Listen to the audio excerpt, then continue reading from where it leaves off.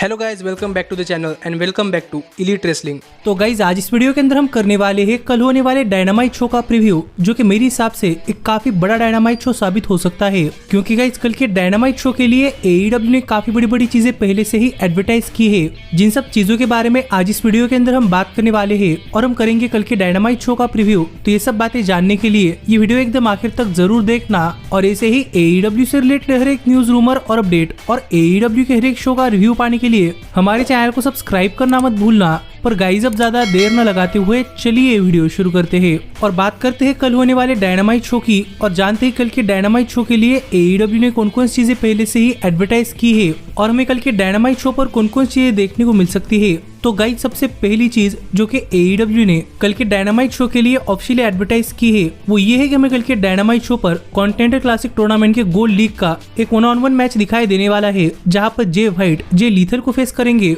और ये मैच भी इस वीक के डायनामाइट शो पर एक काफी शानदार मैच साबित हो सकता है, क्योंकि यहाँ पर जे लीथल अब तक इस टूर्नामेंट के अंदर एक भी मैच नहीं हारे, लेकिन जे व्हाइट एक विक्ट्री और एक लॉस के साथ इस मैच के अंदर उतरने वाले हैं। तो यहाँ पर देखने के लिए मजा आएगा कि जब जे लीथल और जे व्हाइट इस मैच के अंदर एक दूसरे के आमने सामने आते हैं तो कौन सा सुपरस्टार काफी फोकस होकर इस मैच के अंदर रसल करता है और हमें इस मैच के अंदर कितनी जबरदस्त रेसलिंग देखने को मिलती है। लेकिन इस सब के साथ ही अगर हम बात करें इस मैच की विनर की, तो गाइज मेरे हिसाब से यहाँ पर जे व्हाइट ही मैच जीतने वाले हैं और जे व्हाइट ही मैच जीतकर इस टूर्नामेंट के अंदर और 6 पॉइंट्स ग्रैब कर लेंगे। लेकिन देखना पड़ेगा कि अगर जे लीथल इस टूर्नामेंट के अंदर लगातार 3 बार मैच हार जाते हैं तो आगे क्या करते हैं। लेकिन इसके बाद जो अगला बड़ा मैच जो कि AEW ने इस वीक के डायनामाइट शो के लिए ऑफिशियली एडवर्टाइज किया है वो है AEW women's world heavyweight championship के लिए champion Tony storm versus challenger sky blue के बीच में एक 1-on-1 मैच, जहां पर हम इस वीक के डायनामाइट शो पर टोनी स्टॉर्म हमें अपनी women's world heavyweight championship sky blue के खिलाफ डिफेंड करती हुई दिखाई देगी। और ये मैच इस वीक के डायनामाइट शो पर इसलिए हो रहा है क्योंकि स्काई ब्लू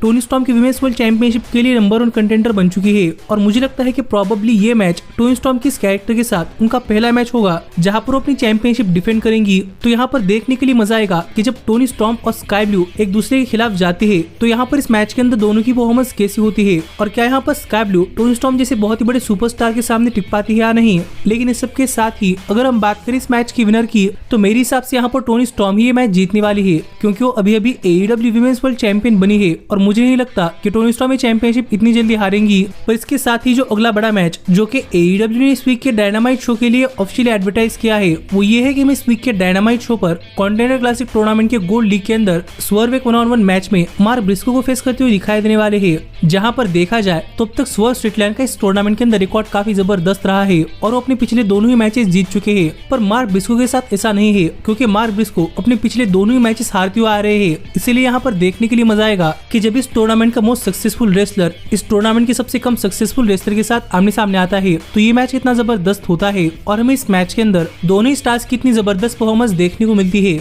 लेकिन इस सब के साथ ही अगर हम बात करें इस मैच की विनर की, तो गाइज मुझे लग रहा है कि इस बार इस मैच के अंदर मार्क ब्रिस्को अपनी जी जान लगा देंगे। पर इसके बावजूद भी वो यहाँ पर स्वर्व को नहीं हरा पाएंगे, क्योंकि स्वर्व एक काफी खतरनाक रन पर चल रहे हैं और मुझे लगता है कि स्वर्व अपने इस रन के अंदर एक भी मैच नहीं हारेंगे। पर इसके साथ ही जो अगला बड़ा मैच जो कि AEW ने इस वीक के डायनामाइट शो के लिए ऑफिशियली एडवर्टाइज किया है वो ये है कि मैं इस वीक के डायनामाइट शो पर MJF और समोआ जो एक टैग टीम मैच के अंदर द डेविल के गूंस को फेस करते हुए दिखाई देने वाले हैं, जहां पर देखने के लिए मजा आएगा कि जब MJF पहली बार डेविल मास्क पहने हुए आदमियों के खिलाफ जाते हैं तो यहाँ पर ये मैच कितना जबरदस्त होता है और डेविल की तरफ से इस मैच के अंदर कौन उतरता है, क्या वो नॉर्मल टैग टीम होती है या फिर वैसे ही लोग होते हैं जो कि मैं लास्ट टाइम MJF पर मास्क पहनकर अटैक करने के लिए आते हुए दिखाई दिए थे। पर इसके साथ ही इस मैच के अंदर ये भी देखना पड़ेगा कि समोआ जो किस तरीके से रेसल करते हैं, क्योंकि समोआ जो ने कहा है कि उन्हें अपने मैच के अंदर MJF बिल्कुल ठीक चाहिए और इस मैच के अंदर MJF पर काफी तगड़ा अटैक हो सकता है। इसीलिए देखने के लिए मजा आएगा कि समोआ जो इस मैच के अंदर किस तरीके से एक हाथ से MJF को बचाते हैं और दूसरे हाथ से गूंस को फाइट करते हैं। लेकिन इस सब के साथ ही अगर हम बात करें इस मैच की विनर की, तो मुझे लगता है कि यहाँ पर MJF और समोआ जो की स्ट्रेंज टैग टीम ये मैच जीतने वाली है, क्योंकि हमें अनलाइकली टैग टीम के अंदर देखने को मिलने वाले हैं। तो देखने के लिए मजा आएगा कि अगर इनकी अनयूजुअल टैग टीम ये मैच जीतती है तो ये आगे चलकर क्या करते हैं। लेकिन इसके बाद जो अगला बड़ा मैच जो कि AEW ने इस वीक के डायनामाइट शो के लिए ऑफिशियली एडवर्टाइज किया है वो ये है कि मैं इस वीक के डायनामाइट शो पर कॉन्टिनेंटल क्लासिक टूर्नामेंट के गोल्ड लीग के अंदर जॉन मॉक्सली एक 1-on-1 मैच में रूस को फेस करते हुए दिखाई देने वाले हैं। और गाइज ये मैच प्रोबेबली मेरे हिसाब से इस टूर्नामेंट का सबसे खतरनाक मैच साबित हो सकता है, क्योंकि एक तरफ जॉन मॉक्सली है जो कि बिल्कुल ही रेकलेस रेसलर है, पर दूसरी तरफ रूस है जो कि काफी खतरनाक रेसलर है। इसलिए जब रूस और जॉन मॉक्सली एक दूसरे के आमने सामने आते हैं तो यहाँ पर देखने के लिए मजा आएगा कि इन दोनों सुपरस्टार्स के बीच में कितनी जबरदस्त रेसलिंग देखने को मिलती है। और वैसे भी यहाँ पर जॉन मॉक्सली इस टूर्नामेंट के 2 मैच जीतकर इस मैच के अंदर आ रहे हैं और दूसरी तरफ रूस अपना लास्ट मैच ही जीत पाए हैं, तो देखने के लिए मजा आएगा कि इसके चलते इस मैच के अंदर दोनों रेसलर्स की रेसलिंग एबिलिटी पर कुछ फर्क पड़ता है या नहीं। पर एक बात तो कंफर्म है कि ये मैच एक काफी शानदार मैच होगा। लेकिन इस सब के साथ ही अगर हम बात करें इस मैच की विनर की,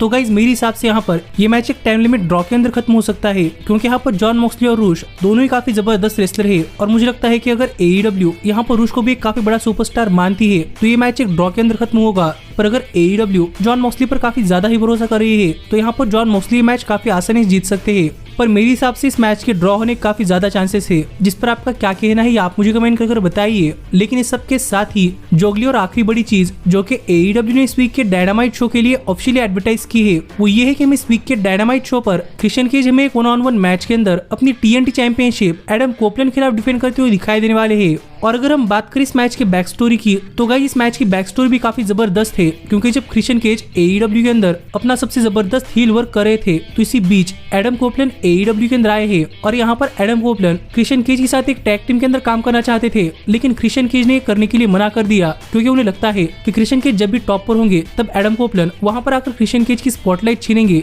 और क्रिश्चियन केज को एडम कोपलैंड की जरूरत नहीं है। इसीलिए क्रिश्चियन ने एडम को यानी कि एक तरीके से एज को एक टैग टीम के अंदर काम करने के लिए मना कर दिया। पर वो यहीं पर नहीं रुके, बल्कि वो एज को डिस्ट्रॉय करने के लिए आ रहे थे, जो देखकर एज भी काफी गुस्सा हुए और एज ने यहाँ पर 1 by 1 क्रिश्चियन केज के सभी पार्टनर्स को टेक डाउन किया। और अब एज क्रिश्चियन केज के खिलाफ TNT चैंपियनशिप के लिए एक मैच पाने के लिए आ रहे हैं। और अब एज ने क्रिश्चियन केज के खिलाफ TNT चैंपियनशिप के लिए एक मैच अर्न भी कर लिया है। तो यहाँ पर देखने के लिए मजा आएगा कि जब एज और क्रिश्चियन जो कि बचपन से काफी बढ़िया दोस्त थे, यानी कि एक तरीके से ब्रदर्स ही है, तो ये दोनों जब एक मैच के अंदर एक दूसरे के आमने सामने आते हैं तो ये मैच कितना जबरदस्त होता है। और इस मैच के अंदर एज और क्रिश्चियन केज दोनों की परफॉर्मेंस कैसी होती है। पर इस सब के साथ ही अगर हम बात करें इस मैच की विनर की, तो गाइस पता नहीं क्यों लेकिन मुझे ऐसा लग रहा है कि यहाँ पर क्रिश्चियन केज ये मैच जीतेंगे। और अगर मैं इस मैच को प्रोड्यूस करता तो मैं तो इस मैच के अंदर क्रिश्चियन केज को क्लियर और क्लीन जिताता, क्योंकि आज तक क्रिश्चियन केज अपने करियर के अंदर एज से सिर्फ हारे हैं। इसीलिए क्रिश्चियन केज को भी बड़ा स्टार दिखाने के लिए मैं यहाँ पर एज को क्लियरली इस मैच के अंदर क्लीन हराता। पर मुझे लगता है कि यहाँ पर किस तरीके से चीटिंग कर क्रिश्चियन केज ये मैच जीत लेंगे, जिस पर आपका क्या कहना है आप मुझे कमेंट कर बताइए।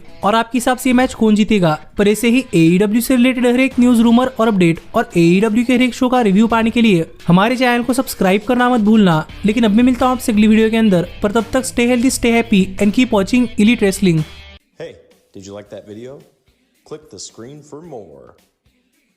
And where do you think you're going? Check out our official merchandise page and to support the entire cast. And thanks so much for being the elite. The elite, the elite. What, Nick, you're not going to sing it all with me this